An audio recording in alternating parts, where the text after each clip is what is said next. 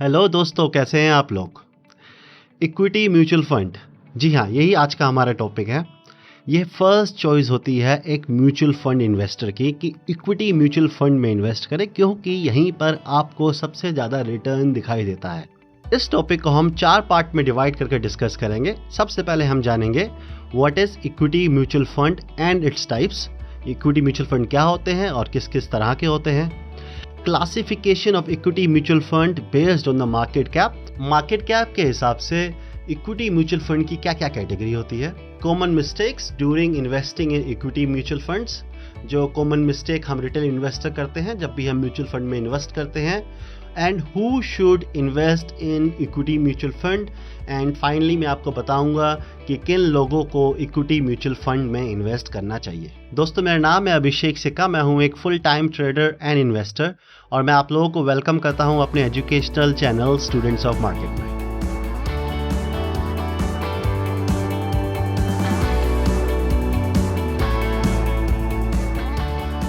दोस्तों, आपने हमारी इन्वेस्टिंग सीरीज़ की first video all about mutual fund नहीं देखी है तो मैं उसका लिंक आपको यहाँ आई बटन में दे दूँगा। आप जाकर वहाँ वो वीडियो देखिए, आपको वहाँ पर एक ओवरऑल ओवरव्यू मिल जाएगा कि म्यूचुअल फंड होते क्या है। चलिए, आज उसी में से हम स्पेसिफिकली फोकस करते हैं इक्विटी म्यूचुअल फंड को और समझते हैं क्या होते हैं इक्विटी म्यूचुअल फंड्स। दोस्तों, म्यूचुअल फंड डिफरेंट टाइप के होते हैं, जैसे equity mutual fund, debt mutual fund, hybrid mutual fund and etcetera. हमने लास्ट वीडियो में वो डिटेल में डिस्कस किया था। अभी हम इक्विटी म्यूचुअल फंड को डिस्कस कर रहे हैं। इक्विटी म्यूचुअल फंड में हमारा पैसा डायरेक्ट इक्विटी में लगता है। इक्विटी किसे कहते हैं? इक्विटी कहते हैं कंपनी के शेयर्स को। हमारा पैसा फंड मैनेजर कंपनी के शेयर्स में लगाता है, उसे कहते हैं इक्विटी म्यूचुअल फंड।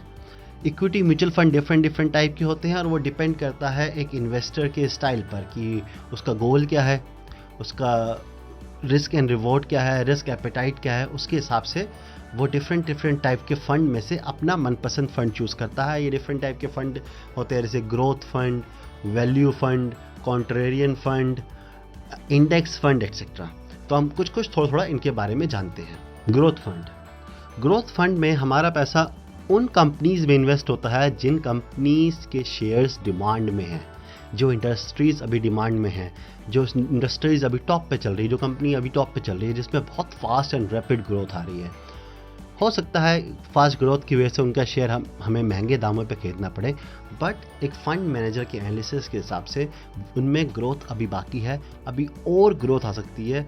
इसलिए फंड मैनेजर हमारा पैसा उन कंपनी में इन्वेस्ट करता है जो ऑलरेडी ग्रोइंग है और फास्ट रेट से ग्रो कर रही है, उसे कहते हैं ग्रोथ फंड्स। दूसरे होते हैं वैल्यू फंड्स। अब वैल्यू फंड के स्टाइल की जो इन्वेस्टिंग है, उसमें फंड मैनेजर हमारा पैसा उन कंपनीज में इन्वेस्ट करता है जिनके शेयर हमें सस्ते दामों पे मिल रहे हैं।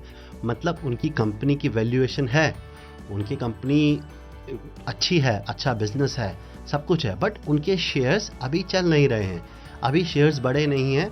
उन कंपनियों को ढूंढकर उन कंपनी में हमारा पैसा इन्वेस्टमेंट करते हैं। हमें उन कंपनियों के शेयर्स तो सस्ते दाम पे मिलते हैं, बट उन कंपनियों को चलने में 2, 3, 5 या 10 साल का समय लग सकता है। तो इसलिए वैल्यू इन्वेस्टिंग बहुत ही पेशेंस का काम है। कॉन्ट्रा फंड और कॉन्ट्रेरियन फंड, ये उस तरह के फंड होते हैं जिसमें फंड मैनेजर हमारा पैसा इन्वेस्ट करता है उन कंपनीज में जो मार्केट के साथ बढ़ नहीं रही है। दैट मीन्स अगर मार्केट, हमारी stock market overall bull run में है, तो उन शेयर्स में पैसा इन्वेस्ट नहीं करेगा फंड मैनेजर जो शेयर्स मार्केट के साथ बढ़ रहे हैं, बल्कि वो उन शेयर्स को ढूंढेगा जो कंपनीज तो अच्छी हैं, फंडामेंटल अच्छे हैं, बिजनेस अच्छा है, बट वो मार्केट साथ दौड़ नहीं रहे हैं, या तो वो रुके हुए हैं या फिर थोड़े से डिक्लाइन फेज में हैं। वो इसलिए किया जाता है क्योंकि जब ये मार्केट में बुल रन खत्म होगा और मार्केट होल्ड करेगी या रिट्रेस करेगी नीचे की तरफ, तब यही शेयर चलना शुरू होते हैं या फिर होल्ड करते हैं अपने लेवल को, दूसरे ग्रोथ शेयर की तरह गिरना शुरू नहीं हो जाते।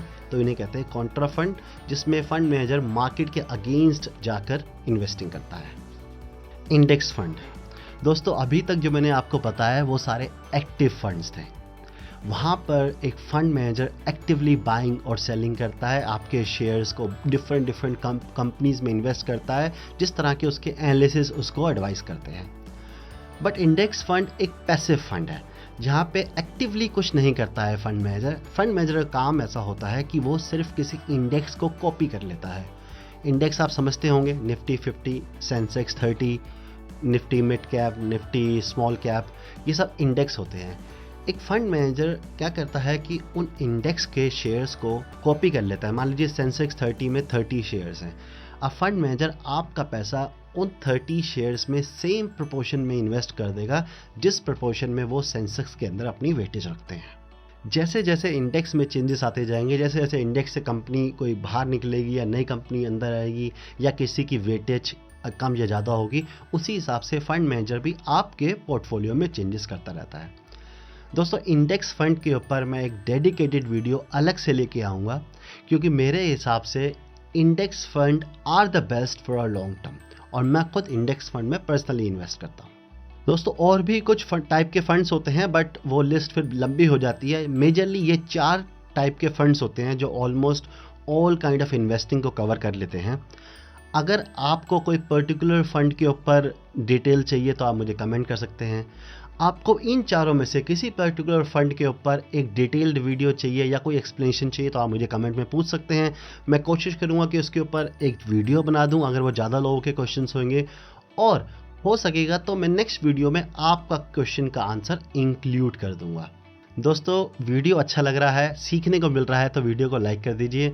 जो व्यूवर्स नए हैं, सब्सक्राइब नहीं किया अभी तक, वो चैनल को सब्सक्राइब कर दीजिए, क्योंकि मैं आपके लिए एवरी वीक इसी तरह इन्वेस्टिंग एंड ट्रेडिंग से रिलेटेड एजुकेशनल कंटेंट लाता रहता हूँ। चलिए आगे बढ़ते हैं और समझते हैं classification of equity mutual fund based on market cap. दोस्तों, जो मार्केट कैप समझते हैं वो इस पार्ट को स्किप कर सकते हैं, टाइम स्पेन में आपको मिल जाएगा वो कहाँ पे स्किप करना है आपको।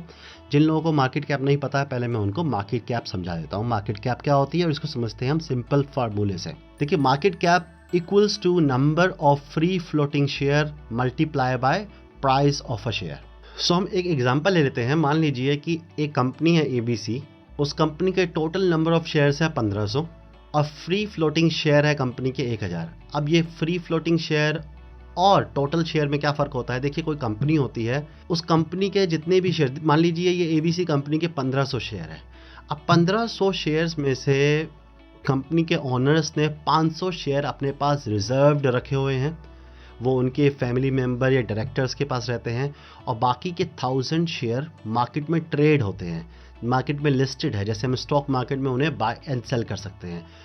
उन्हीं शेयर्स को फ्री फ्लोटिंग शेयर कहते हैं या ट्रेडेबल शेयर कहते हैं, और market cap free floating share के बेसिस पे कैलकुलेट की जाती है, ना कि टोटल शेयर के बेसिस पे। तो इस कंपनी में टोटल 1500 शेयर है, बट उसके ऑनर ने 500 शेयर अपने पास रिजर्व रख रखे हैं और 1000 शेयर्स मार्केट में ट्रेड होते हैं। तो ABC कंपनी के 1000 शेयर मार्केट में ट्रेड होते हैं। अब मान लेते हैं कि उस कंपनी के एक शेयर का प्राइस 100 रुपीज़ है, तो कंपनी की मार्केट कैप क्या हो जाएगी? Number of free floating share which is 1000 multiply by price of a single share which is 100 rupees. So इसकी मार्केट कैप हो जाएगी 100,000 रुपीज़, या हम 1 लाख रुपए भी कह सकते हैं। तो इस तरह से मार्केट कैप कैलकुलेट की जाती है। दोस्तों SEBI security exchange board of India ने 3 मार्केट कैप की कैटेगरी बना रखी है, जिसमें सारी कंपनीज इंक्लूड होती है, जिसमें सबसे पहले होते हैं large cap. Large cap stocks वो होते हैं जो टॉप 100 कंपनीज होती हैं, जिन कंपनीज का मार्केट कैप फर्स्ट से लेके 100 नंबर तक आता है, उन्हें लार्ज कैप कंपनीज कहते हैं। दूसरे नंबर पे होती है mid cap companies. Mid cap company वो होती है जो 101 नंबर से शुरू होती है, मतलब 100 कंपनीज के बाद जो कंपनी शुरू होती है, 250 नंबर तक की कंपनीज उनके मार्केट कैप के हिसाब से। दोस्तों, जैसे किसी का मार्केट कैप 1000 है, वो टॉप पे होगी। जैसे समझ लीजिए, जैसे रिलायंस है, रिलायंस मार्केट कैप में टॉप कंपनी है इंडिया की। उसके बाद उसमें HDFC है, TCS है, एक्सिस बैंक है, ICICI बैंक है। तो इस तरह से पहली 100 कंपनियां हो जाएंगी, वो हो जाएंगी लार्ज कैप। 101 से लेकर 150 तक हो जाएंगी मिड कैप, और 251st, जी हाँ, 250 के बाद से जो 251वीं कंपनी शुरू होगी, उससे लेकर जितनी भी नीचे की कंपनियां, वो सब कंपनी आ जाती है स्मॉल कैप की कैटेगरीज में। तो इस तरह से हमारी मार्केट 3 पार्ट्स में डिवाइड है, large cap stock, mid cap stock and small cap stock. आप लोगों ने सुना होगा, आप लोग शायद जानते भी होंगे। तो इस तरह से हम प्लान करते हैं हमें किस तरह के म्यूचुअल फंड में इन्वेस्ट करना है। हमें सेफ रहना है तो हम लार्ज कैप की तरफ जाएंगे, क्योंकि ये टॉप 100 कंपनीज हैं, इनका बैंकरप्ट होना या डिफ़ॉल्ट करना बहुत मुश्किल है। अगर हम थोड़ा सा रिटर्न ज़्यादा चाहते हैं और रिस्क लेने को तैयार हैं तो हम मिड कैप की तरफ जाएंगे। और हमें लगता है नहीं, हमें तो इतनी बड़ी कंपनियां हैं, इन कंपनियों की तो पहले ही इतनी मार्केट कैप है, शेयर्स का प्राइस पहले ही इतना बड़ा है, तो हमें क्या मिलेगा। तो हम रिस्क ज़्यादा लेंगे और एक्सपेक्ट करेंगे बड़े रिटर्न। उसके लिए हम जाएंगे स्मॉल कैप कंपनीज़ की तरफ, क्योंकि इन कंपनियों में अभी ग्रोथ नहीं हुई है, इनकी मार्केट कैप बहुत छोटी है। जब ये ग्रो करेंगी तो ये एक्सपोनेंशियल ग्रोथ दे सकती है, हमारा इन्वेस्टमेंट है वो 2, 4, 5, 10 गुना तक हो सकती है। म्यूचुअल फंड इसी हिसाब से कैटेगराइज होते हैं कि वो किस टाइप के कैपिटलाइजेशन में इन्वेस्ट कर रहे हैं। आइए समझते हैं उसको हम। दोस्तों, मैंने आपको अपनी पिछली वीडियो में बताया है कि सेबी बहुत टाइट रेगुलेशन रखती है म्यूचुअल फंड के ऊपर, जिसकी वजह से कोई डिफ़ॉल्ट करने के चांसेस नहीं होते, आपके पैसे बर्बाद करने के चांसेस ना के बराबर होते हैं। तो सेबी ने कुछ गाइडलाइंस बना रखी है कि ये लार्ज कैप कंपनीज में कैसे इन्वेस्ट कर सकते हैं, मिड कैप में कैसे इन्वेस्ट कर सकते हैं, म्यूचुअल फंड स्मॉल कैप में कैसे इन्वेस्ट कर सकते हैं। तो आप लोग स्क्रीन पर देख रहे होंगे equity fund categories as per SEBI guidelines on categorisation and rationalisation of scheme. अब इसमें अलग अलग स्कीम है। सबसे पहले मैं आपको बताना चाहूँगा लार्ज कैप फंड। आपको लार्ज कैप बता चुका हूँ मैं क्या होते हैं पीछे, जो companies first 100 companies stock market में लार्ज कैप फंड में आती है। तो यहाँ सेबी की एक पॉलिसी है कि जैसे कि कोई फंड अगर आपको बता रहा है कि आपका पैसा लार्ज कैप में इन्वेस्ट होगा, तो सेबी ने रूल बना रखा है कि 80% पैसा सिर्फ लार्ज कैप में जाना चाहिए। 80% से ज़्यादा इन्वेस्ट कर सकता है म्यूचुअल फंड मैनेजर, लेकिन कम नहीं कर सकता। बाकी 20% वो small cap, mid cap, mix कहीं भी इन्वेस्ट कर सकता है आपका पैसा। तो मतलब अगर आपको बोला गया है कि आपका पैसा सिक्योर फंड में जा रहा है, लार्ज कैप स्टॉक्स में जा रहा है, तो 80% पैसा लार्ज कैप में ही जाएगा। ये सेबी की गाइडलाइंस है। दूसरा देख लेते हैं हम मिड कैप। अब मिड कैप में देखेंगे तो इस पे सेबी की गाइडलाइन है कि at least 65% of investment in the mid cap stocks. मतलब अगर आप मिड कैप म्यूचुअल फंड में इन्वेस्ट कर रहे हैं तो आप ये रेस्ट एश्योर्ड हो सकते हैं कि आपका 65% पैसा मिड कैप स्टॉक में ही इन्वेस्ट होगा। बाकी का 35% देखिए फंड मैनेजर मैनेज करता है फंड को, पोर्टफोलियो को, तो उसको अलग अलग जगह पे डाइवर्सिफाई करना पड़ता है पैसा। वो कुछ लार्ज कैप में भी लगाएगा, कुछ स्मॉल कैप में भी लगाएगा। वो चीज़ मैं आपको दिखाऊंगा स्क्रीन पर अभी कि कैसे कैसे पैसा डिवाइड किया जाता है। स्मॉल कैप में भी सेम है, एटलीस्ट 65% पैसा आपका स्मॉल कैप स्टॉक्स में लगेगा, बाकी का पैसा लार्ज कैप, मिड कैप वगैरह में लग सकता है। एक और फंड होते हैं जैसे कि मिलकर फंड बन जाते हैं, large and mid cap fund. अगर कोई कह रहा है आपको म्यूचुअल फंड कि वो आपका पैसा large and mid cap fund के कॉम्बिनेशन में इन्वेस्ट करेगा, तो 35% लार्ज कैप में जाएगा, 35% मिड कैप में जाएगा, मतलब 70% पैसा आपका इन दोनों में डिवाइड हो जाएगा। बाकी का 30% फंड मैनेजर अपने रिस्क एंड रिवॉर्ड, अपनी समझदारी के हिसाब से मिड कैप में डाल सकता है, लार्ज कैप में डाल सकता है, या स्मॉल कैप में भी, या थोड़ा थोड़ा सब में डिवाइड और कर सकता है। मल्टी कैप फंड्स भी होते हैं। मल्टी कैप फंड में सेबी की गाइडलाइंस है कि एटलीस्ट 65% पैसा इक्विटी यानी इक्विटी रिलेटेड इंस्ट्रूमेंट में लगना चाहिए। मतलब कि अगर आपको मल्टी कैप फंड में लगा रहे हो तो देखिए मल्टी कैप फंड में फंड मैनेजर आपका पैसा शेयर्स में लगाता है, जिसमें वो mid cap, small cap, large cap इन सब में लगाता है। बट सेबी ने कहा कि 65% पैसा आपका सिर्फ स्टॉक्स में लगना चाहिए, बाकी का पैसा देखिए गवर्नमेंट सिक्योरिटीज़, गवर्नमेंट बॉन्ड्स और दूसरी जगह पे इन्वेस्ट कर दिया जाता है, ताकि आपका पोर्टफोलियो कम्प्लीटली डाइवर्सिफाई हो जाए। आइए कुछ एग्जांपल्स देखते हैं दोस्तों। यहाँ पर देखिए क्या है ये फंड, ये लार्ज कैप फंड है जो मैंने आपको बताया। यहाँ पे आपका 65% पैसा देश की टॉप 100 कंपनी में इन्वेस्ट होगा। दूसरा क्या है, ये थीम क्या है इसकी, ग्रोथ। मैंने आपको बताए थे अभी, growth fund, value fund, Contra fund, index fund, तो इसकी थीम है ग्रोथ। तो देखिए यहाँ पे एलोकेशन देख लीजिए, 80% आपका पैसा यहाँ पे लार्ज कैप में इन्वेस्ट है, 12.88% मिड कैप में, स्मॉल कैप में 6% के आसपास इन्वेस्ट है। तो देख लीजिए आपका मोटा मोटा पैसा 80% लार्ज कैप में इन्वेस्ट है। देखें कंपनी यहाँ पे HDFC बैंक है, ICICI बैंक है, रिलायंस है, स्टेट बैंक है। तो ये सब आपको पता ही है कि ये लार्ज कैप स्टॉक्स हैं, बड़ी कंपनीज हैं हिंदुस्तान की, तो वहाँ पे आपका सबसे ज़्यादा पैसा लगा हुआ है। एक स्मॉल कैप का एग्जांपल देख लेते हैं। देखिए ये ICICI prudential small cap fund, इसमें भी जो थीम है वो है ग्रोथ। तो इसमें आप देखेंगे कि आपका 87% के आसपास पैसा स्मॉल कैप में लगा पड़ा है, कुछ पैसा लार्ज और मिड कैप में भी लगा है। तो इसमें मोस्टली पैसा आपका स्मॉल कैप में लगा पड़ा है, इसकी थीम है ग्रोथ। तो ये हो गए स्मॉल कैप फंड्स। एक मल्टी कैप एग्जांपल देख लेते हैं। देखिए मल्टी कैप फंड है क्वांट एक्टिव का, ये ग्रोथ फंड है। देखिए इनके नाम में सब छुपा होता है। क्वांट ये कंपनी का नाम हो गया। एक्टिव फंड, एक्टिव फंड आपको बता चुका हूँ मैं, एक्टिव फंड होते हैं, पैसिव फंड होते हैं, और थीम क्या है, ग्रोथ। और यहाँ पे देखेंगे आपका पैसा 3 जगह ऑलमोस्ट इक्वली डिवाइडेड है, लार्ज कैप में, मिड कैप में और स्मॉल कैप में। ये फंड मैनेजर मार्केट कंडीशन के हिसाब से आपका पैसा शफल करता रहता है यहाँ पर, स्मॉल कैप से लार्ज कैप से मिड कैप, अच्छे से दूसरे स्टॉक से दूसरा स्टॉक, जैसा उसको उसके एनालिसिस के हिसाब से मौका मिलता है। दोस्तों एक होते हैं ELSS, equity linked saving scheme. देखिए यहाँ पे भी आपका पैसा स्टॉक मार्केट में इन्वेस्ट होता है, शेयर्स में इन्वेस्ट होता है, बट जैसे और किसी म्यूचुअल फंड में कोई रिस्ट्रिक्शंस नहीं होती आपके ऊपर, कोई आपके ऊपर लॉक इन पीरियड नहीं होता। आपने आज इन्वेस्ट किया है, आप कुछ टाइम बाद अपना इन्वेस्टमेंट ख़त्म कर सकते हैं, पैसा रिडीम कर सकते हैं। कुछ चार्जेस, कुछ 1% 2% अलग अलग तरह के चार्जेस अलग अलग तरह के फंड में होते हैं, वो आप अपना इन्वेस्टमेंट से पहले चेक कर लें। बट बहुत लाइट चार्जेस होते हैं, और वो सिर्फ एक तरह के बहुत ज़्यादा अर्ली, मतलब 10 दिन 15 दिन में ही या 1-2 महीने में ही अपनी इन्वेस्टमेंट रिडीम कर रहे हैं तो वो चार्जेस आपको देने पड़ते हैं। अदरवाइज़ म्यूचुअल फंड में कोई रिस्ट्रिक्शंस नहीं होती है कि आपको इतने समय तक लॉक इन रहना ही रहना है। आपने आज शुरू किया है, 2 दिन बाद आपका मन नहीं है तो आप इन्वेस्टमेंट अपनी ख़त्म कर दीजिए, अपना पैसा रिडीम कर लीजिए, आपको कोई रोकने वाला नहीं है। लेकिन इसी तरह का एक म्यूचुअल फंड होता है ELSS, इसमें आपको 3 साल का लॉक इन पीरियड होता है, मतलब आपको 3 साल तक इन्वेस्टेड रहना ही रहना पड़ेगा। इससे बेनिफिट ये होता है, अगर आप 3 साल तक इन्वेस्टेड रहते हैं ELSS में, तो आपको जो पैसा मिलता है, आपको जो प्रॉफिट होता है म्यूचुअल फंड में, वो प्रॉफिट टैक्स फ्री हो जाता है। बाकी म्यूचुअल फंड में जो भी प्रॉफिट होता है आपके ऊपर आपको टैक्स देना पड़ता है। वो short term capital gain and long term capital gain अलग अलग कैटेगरीज होती है, और मैंने एक अपनी पीछे वीडियो में एक्सप्लेन कर रखा है, उसका लिंक मैं आपको आई बटन में दे दूंगा।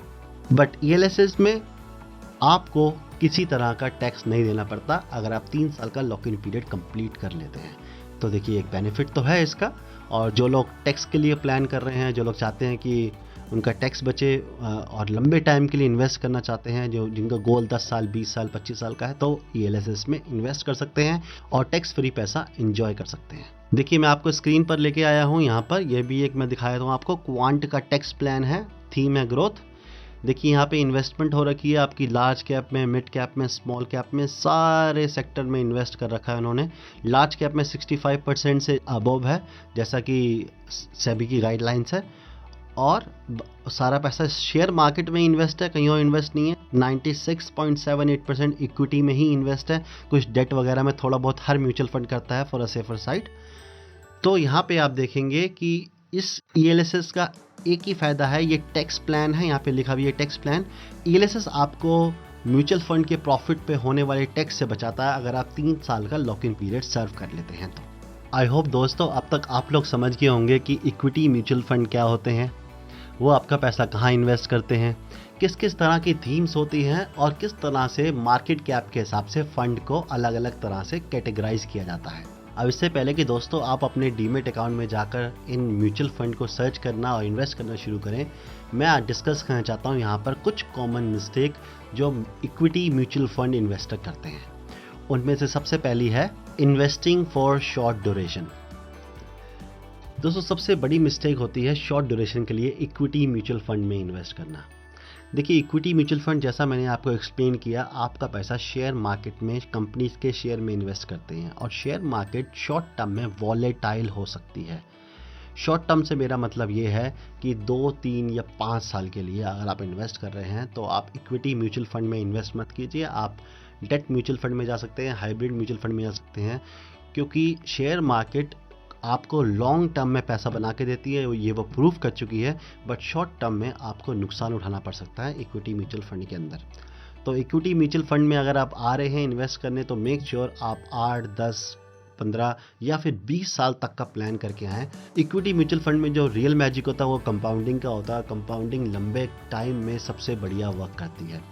कंपाउंडिंग कैसे वर्क करती है इसके लिए मैं पिछली वीडियो में आपको एक्सप्लेन कर चुका हूं। कभी हम इसके ऊपर एक अलग से चैप्टर बनाएंगे तो मैं आपको वहां पे और डिटेल में एक्सप्लेन करूंगा ऑन एक्सेल इटसेल्फ। दूसरा रीज़न होता है switching between the funds frequently.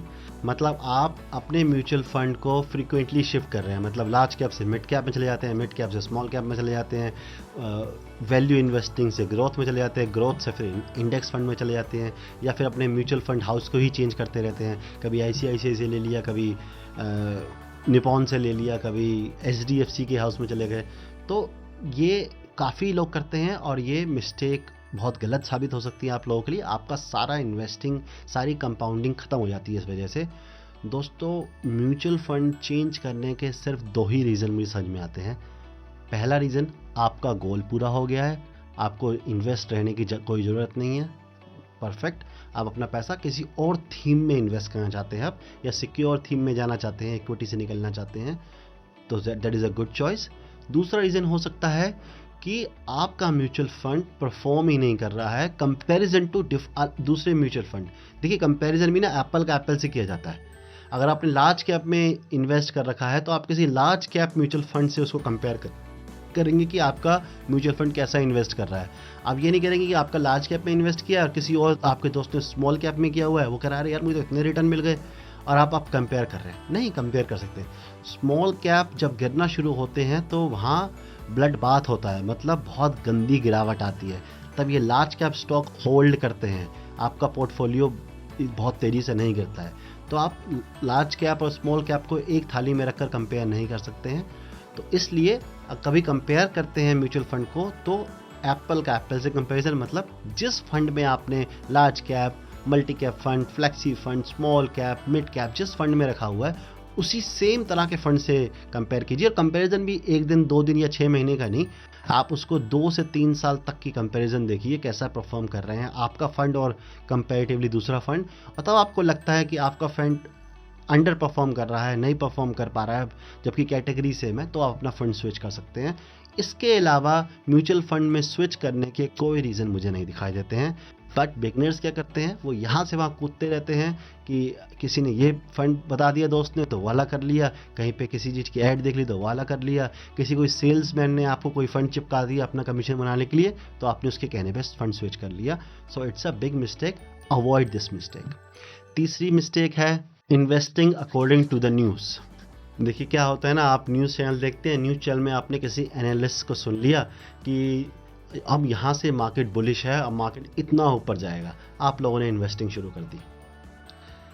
दूसरी तरफ कभी किसी ने किसी न्यूज़ चैनल में सुन लिया कि अब यहाँ से मार्केट गिरने वाला है, मार्केट बेरिश हो चुका है, आप लोग अपनी इन्वेस्टिंग निकाल लेते हैं।